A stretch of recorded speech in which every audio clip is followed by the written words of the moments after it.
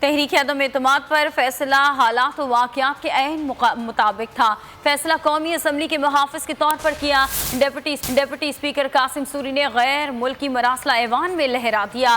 Qasim sorry نے مراسلہ supreme court بھیجنے کا اعلان کیا۔ کہا وفاقی کابینہ قومی سلامتی کمیٹی کے اجلاس میں غیر ملکی مراسلہ دکھایا جا چکا ہے۔ اس بات کی تائید کی گئی کہ وزیر اعظم کے خلاف معاملات غیر ملکی سازش تھے۔ انہوں نے کہا کہ عدالت عظمیٰ کا فیصلہ منوان تسلیم کیا۔ سب سے کہتا ہوں خدا را اس پر سوچیں، کوشش ہے کہ ایوان کو قانون کے مطابق چلاؤں۔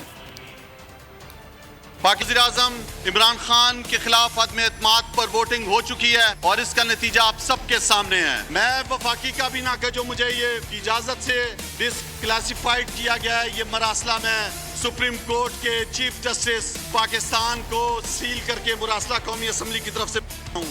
میں نے جو کچھ کیا اپنے حلف اور آئین کی پاسداری کرتے ہوئے ایک محب وطن پاکستانی کی حیثیت سے کیا۔ میں کسی دوسرے غیر ملکی ایما پر پاکستان کی حکومت کی تبدیلی جو کہ قوم کی عزت انا بقا کے خلاف ہونے کے ساتھ ساتھ آئین شکنی کے زمرے میں بھی آتی ہے، اسے روکنے کے لیے کیا اور روکنے کے لیے ہر پوری کوشش کرتے رہیں گے انشاءاللہ۔ میں عدالت عظمیٰ کا جو بھی فیصلہ تھا وہ منوان تسلیم کیا ہے۔ میں آپ سے یہ گزارش کروں گا کہ خدا را ہم سب کو اس پر سوچنا چاہیے ایز اے پاکستانی۔ میں نے پوری کوشش کی ہے کہ یہ ایوان رول اور آئین کے مطابق چلاؤں۔